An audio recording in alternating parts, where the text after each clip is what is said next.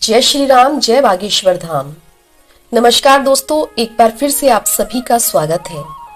दोस्तों, आज की ये वीडियो उन लोगों के लिए बनाई गई है जो कि हमेशा कमेंट करके बोलते हैं कि उनके जीवन की समस्याएं खत्म ही नहीं हो रही हैं। चाहे वह समस्या किसी भी प्रकार की हो, किसी भी प्रकार का पितृ दोष हो, गृह संबंधी, पारिवारिक समस्या या नौकरी संबंधी, किसी भी प्रकार की समस्या से वे लोग घिरे ही रहते हैं। आप सभी ने नमक के बहुत से उपाय सुने होंगे, लेकिन आज जो प्रयोग हम आपको बताएंगे वह बहुत ही ज्यादा खास और असरदार है, जो कि अपना असर तुरंत ही दिखाता है और आपको आर्थिक और सामाजिक लाभ मिलने लगता है।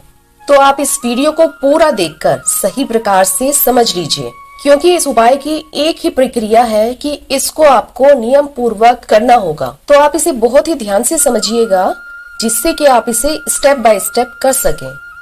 क्योंकि दोस्तों, हमारे बीच में बहुत से ऐसे लोग हैं जो कि बहुत मेहनत करते हैं और हमेशा ही परेशानियों से घिरे रहते हैं। बहुत मेहनत करने के पश्चात भी सफलता उनके हाथ ही नहीं लगती और वे हमेशा कर्ज में डूबे ही रहते हैं। परेशानियां उनका पीछा ही नहीं छोड़ती। यह नमक का प्रयोग उन्हीं लोगों के लिए है जो कि कोई आसान सा उपाय ढूंढ रहे हैं, जो बहुत ज्यादा नियमों का पालन नहीं कर सकते हैं। तो ऐसे लोगों को बस एक बार नमक का उपाय जरूर करना चाहिए। और नमक का ये उपाय बहुत ही जल्दी, तुरंत के तुरंत, चुटकियों में अपना प्रभाव दिखाता है। तो बहुत ही ध्यान से सुनिएगा। और यदि आपकी समस्या का निदान नहीं होता, आपकी समस्या ज्यों की त्यों बनी रहती है, तो दोस्तों आप मुझे कमेंट करके जरूर बताइए, क्योंकि हमारे चैनल का सिर्फ एक ही मकसद है कि जन साधारण की सहायता हो और हर किसी का जीवन सफल बन जाए, सनातन धर्म आगे बढ़ता जाए। देखिए दोस्तों, नमक का प्रयोग बहुत सी चीजों में किया जाता है। आपने भी सुना होगा कि नमक का प्रयोग ज्योतिष शास्त्र, वास्तु शास्त्र और समुद्र शास्त्र में अनेकों प्रकार से किया जाता है। नमक का प्रयोग करके बहुत से लोगों ने चमत्कारिक लाभ प्राप्त किए हैं, लेकिन आज के आधुनिक युग में बहुत से लोग इन उपायों से अनजान हैं। लेकिन आज का प्रयोग यदि आप करते हैं तो आप अपने जीवन से नकारात्मक ऊर्जा को हमेशा हमेशा के लिए खत्म कर सकते हैं।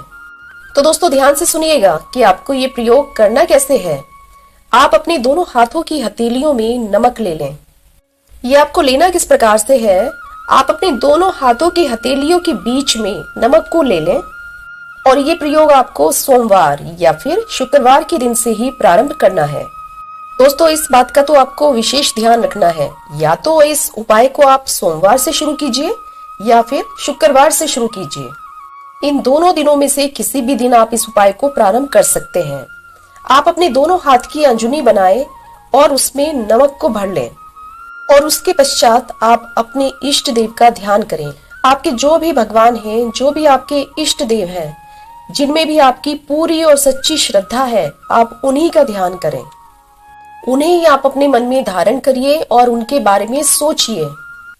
उसके पश्चात जिस भी प्रकार की आपकी समस्या है, आप अपनी समस्या के बारे में सोचिए। यदि आप नौकरी के बारे में परेशान हैं, बार बार प्रयास करने के बाद भी आपको नौकरी नहीं मिलती है, तो आप नौकरी के बारे में सोचिए। और यदि आपकी समस्या पारिवारिक है, संतान संबंधी है, आर्थिक समस्या है, किसी भी प्रकार की आपकी समस्या है, तो आप उसी प्रकार की अपनी उसी समस्या के बारे में सोचिए। और यदि आप लंबे समय से किसी बीमारी से जूझ रहे हैं, तो आप उसके बारे में भी सोच सकते हैं। फिर आपकी जो भी परेशानी है, जिससे भी आप परेशान हो रहे हैं, उसको मन ही मन में सोचते हुए ऐसे सोचना है कि वह आपकी सारी समस्या उस नमक में जा रही है, यानी कि आपकी समस्या उस नमक में धारण हो जाए। एक और बात का यहाँ पर ध्यान दें कि जब आप अपनी उस समस्या के बारे में सोच रहे हैं, उस समय आप अपने इष्ट देव को भी याद करते रहें और उस नमक की तरफ देखते रहें। जैसे यदि आप शिव जी को मानते हैं, तो आप शिव जी को अपने मन में धारण कर लें। यदि आप हनुमान जी को मानते हैं, तो हनुमान जी की छवि को अपने मन में धारण कर लें। दोस्तों, आप चाहें तो एक चौपाई का भी पाठ कर सकते हैं। उस चौपाई को आप अपने मन ही मन में दोहरा सकते हैं। चौपाई कुछ इस प्रकार है, आप ध्यान से सुनिएगा। कवन सो काज कठिन जग माही, जो नहीं होई तात तुम पाही। दोस्तों, ये एक ऐसी चौपाई है कि यदि आपने इस चौपाई का पाठ कर लिया, तो हनुमान जी को आपकी बात सुननी ही सुननी पड़ेगी। जैसे ही आप इस चौपाई का पाठ करेंगे, हनुमान जी तुरंत ही आपकी बात श्री राम तक पहुंचा देंगे। यदि संभव हो तो आप इस चौपाई का 11 बार या 5 बार पाठ कर लें। अपने मन ही मन में इस चौपाई को जप लें और अपनी समस्या को नमक की तरफ देखते हुए ही आपको ये चौपाई बोलनी है। और उसके पश्चात आपको क्या करना होगा, आप बहुत ही ध्यान से सुनिएगा दोस्तों।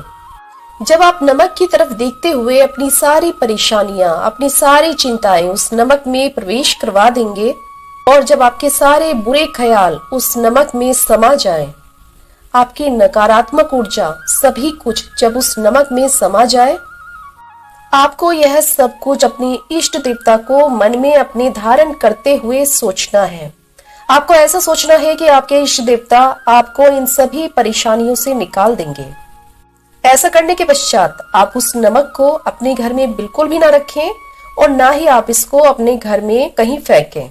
या तो आप इसको कहीं घर से बाहर फेंकें या फिर कहीं ले जाकर मिट्टी में दबा दें। चाहे कुछ भी हो दोस्तों, आपको इस नमक का इस्तेमाल बिल्कुल भी नहीं करना है। तुरंत की तुरंत ही आपको इस नमक को घर से बाहर कर देना है। ऐसा करते के साथ ही आपको तुरंत ही आभास होने लगेगा कि आपकी जो परेशानियां थी वो कम होने लगी हैं और आप धीरे धीरे महसूस करेंगे कि आप जैसे जैसे ये उपाय करते जा रहे हैं, आप अपनी समस्याओं से मुक्त होते जा रहे हैं। अब आप इस बात का ध्यान रखें कि जिस दिन भी आपने यह उपाय किया है, चाहे आपने सोमवार में किया है या फिर शुक्रवार में किया है, यानी कि कुल आपको 3 दिनों तक इस उपाय को करना है। यानी कि आपको लगातार 3 दिनों तक इस उपाय को करना है। आपको इसी प्रकार से अपनी हथेलियों में नमक भर लेना है और आप महसूस करेंगे कि जैसे जैसे आप उपाय करते जा रहे हैं, आपकी समस्याएं समाप्त होती जा रही है। बस आप इस बात का ध्यान रखें कि आपको लगातार यह प्रयोग 3 दिन तक करना है। यदि आपने सोमवार में इस प्रयोग को आरंभ किया है तो आपको सोमवार, मंगलवार और बुधवार करना है।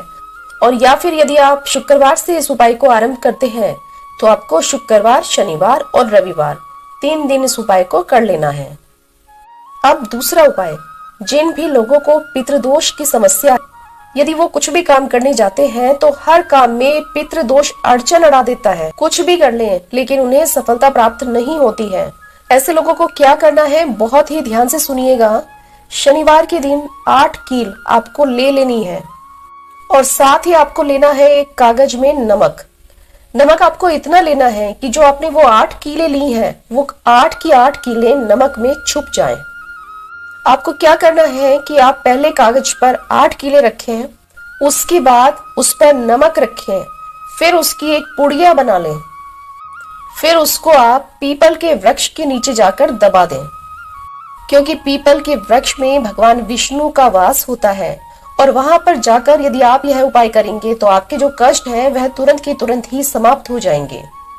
अब मैं आपको तीसरा और बहुत ही सटीक उपाय बता दूं दोस्तों। यदि आपके घर में कोई वास्तु दोष है, जैसे कि आपने देखा होगा कई बार लोग बना बनाया घर खरीद लेते हैं, इसलिए वे घर को अपने अनुसार नहीं बनवा पाते हैं और ऐसे में वे अपने घर को तोड़ भी नहीं सकते, कुछ रिनोवेशन भी नहीं करा सकते। तो उन लोगों को क्या करना होगा, बहुत ही ध्यान से सुनिएगा। घर में वास्तु के कारण जहां पर भी कलेश होता है, आपसी अनबन बनी रहती है, घर में आपस में भेदभाव बने रहते हैं, ऐसे में जहां पर वास्तु की समस्या है, चाहे वह रसोई घर हो या फिर बाथरूम हो, जहां पर भी आपको लगता है कि यहाँ पर वास्तु की समस्या है, वहां पर आपको एक नमक की पोटली बनाकर रख देनी है। जी हाँ दोस्तों, आपने बिल्कुल सही सुना।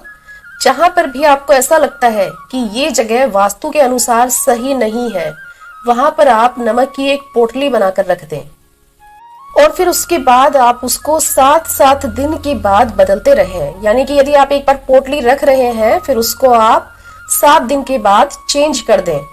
ऐसा आपको 21 बार करना है। टोटल आपको 21 पोटलियां बदलनी है। इस तरह से उस दिशा का पूरा वास्तु दोष खत्म हो जाएगा। नमक में इतनी शक्ति होती है दोस्तों। हम यहाँ पर जो भी आपको उपाय बताते हैं वो पूरी तरह से सटीक होते हैं। बहुत ही गहन अध्ययन के बाद हम ये उपाय आप सभी के लिए लेकर आते हैं।